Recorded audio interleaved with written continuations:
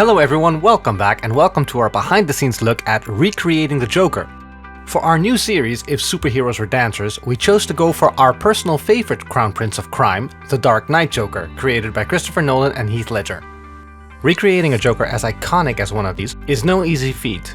It involved us working together with a director, a makeup artist, costume suppliers, a whole bunch of hardware equipment, and state-of-the-art software. None of this goes easy on your wallet or your timetable, but the experience is amazing. Kinda like a magic trick.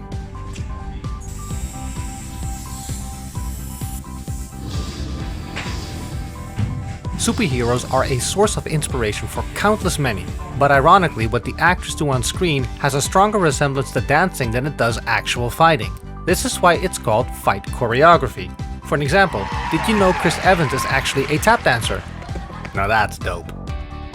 This is like really cool because you can sort of shake with it, but it's still stabilized. We wanted to imagine superheroes using their superpowers while dancing, but unlike many, the Joker has no actual superpower, like for an example Wonder Woman. For this reason, we chose to utilize what Joker most enjoys using in ways where superheroes use powers. Here we focused on Joker's love for blade weapons and explosions.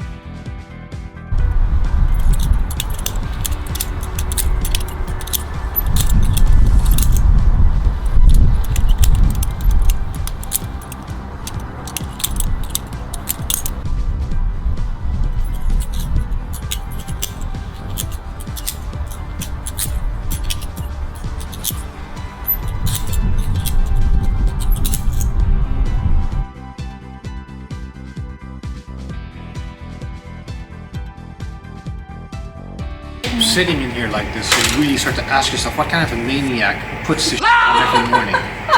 Ja, en gaat denkt dat ik een paar mensen ga vermoorden. Dat kan.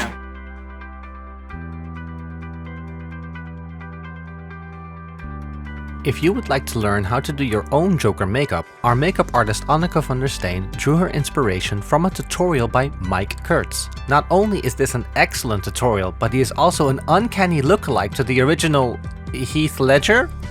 We will add a link to his tutorial in the description below. Our industrial setting was more of a peaceful flower production than your regular Ace chemical lab. There was a lot of equipment everywhere and the setting took several days to clean. Filming inside an active greenhouse means there are climate control and moisture machines running on timers all around the clock. This meant live audio was impossible. Every sound in the video, from the cane being dropped into the bucket to the cackling laughter of the Clown Prince, had to be recorded separately in our home studio. And 1, 2, 3.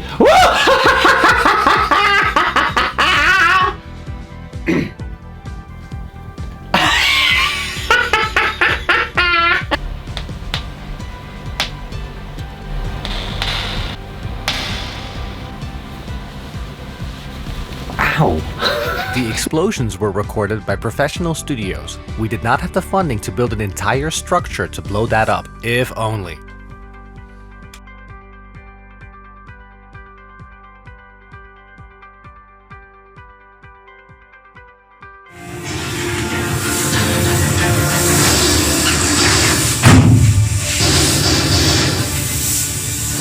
No way I can get fast enough! So it's been 2 weeks since we recorded the Joker and I have been editing non-stop. And actually, what is on one camera isn't even everything I'm working with here. Here you can see the knife, fake knife that I'm using to create sound effects and that type of stuff. To record the sounds, here off screen we have another laptop with a microphone set up and a sound card in the back, because I need the other one for the other computer, which is over here. We have a sound card and a keyboard, and which are making the music mixes for everything. So I haven't slept in 2 weeks. Just any advice I can give you guys if you're starting with rotoscoping, it would be don't. Just simply don't do it. Try and figure out a different way to do it. If you do have to rotoscope, it's going to suffer both your wallet, your peace of mind, your time, and your soul. If you look at what I've done here, I am literally 42 layers deep into this. I've removed 2 because it didn't work, and each one of these layers is loaded. And this isn't even taking into account things like rotoscoping. Here again we have For our explosions, we paid professional studios for stock footage. We then imported these files into our workflow in After Effects as a layer. We used Mocap Pro to rotoscope the Joker, added an explosion, linear wiped the explosion, then put the rotoscope Joker in front of the explosion, then used color coding and small effects to increase realism. This is of course an ultra short explanation because in the end it took over 44 layers including dust and debris layers in order to make this explosion seem as real as possible. Well,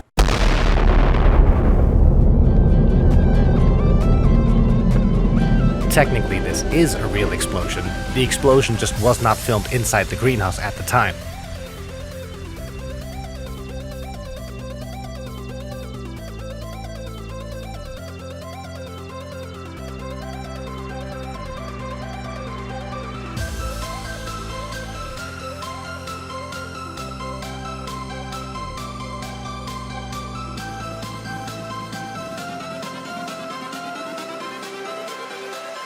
Changes. Just casually.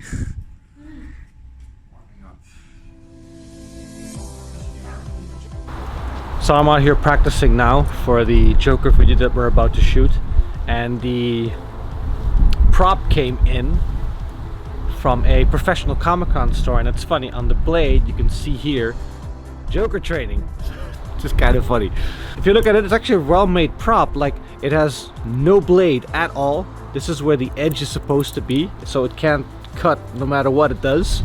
So it's really just built like a butterfly knife. It also has the sound that one of them makes. There's one thing that it doesn't do well though, is this little clicker.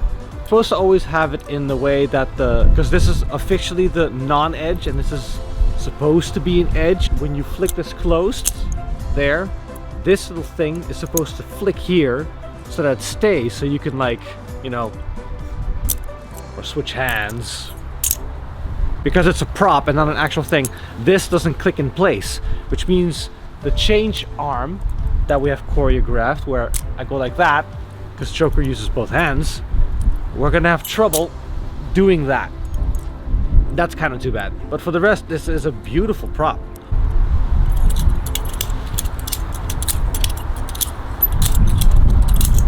I realized Joker wears gloves.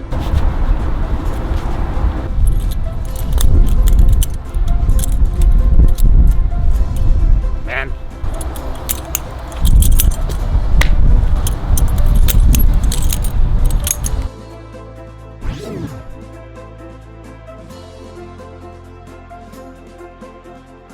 That actually went quite well.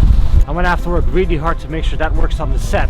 2 out of 3. I think we should be okay. We should be able to get that move in there.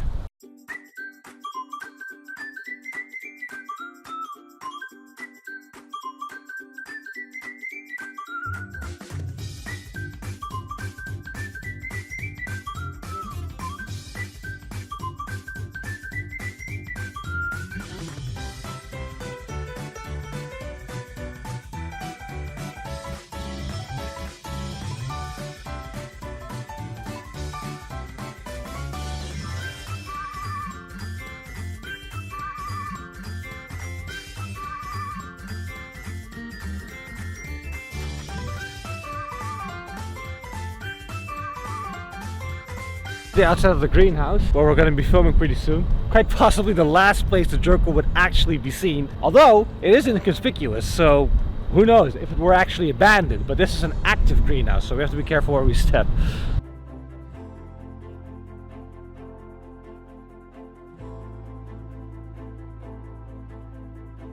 This is where the dancing is going to happen. A lot needs to happen before anything can be done here.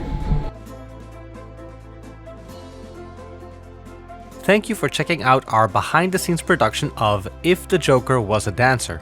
If you haven't already seen it, we'll add a link in the description below. Stay tuned for more If Superheroes Were Dancers. Our next project will be Wonder Woman. We hope you enjoyed this tour and the video. We had a blast making it. Please subscribe and let us know if there's a superhero you would like to see. From all of Team Cirque-it, thank you and see you next time.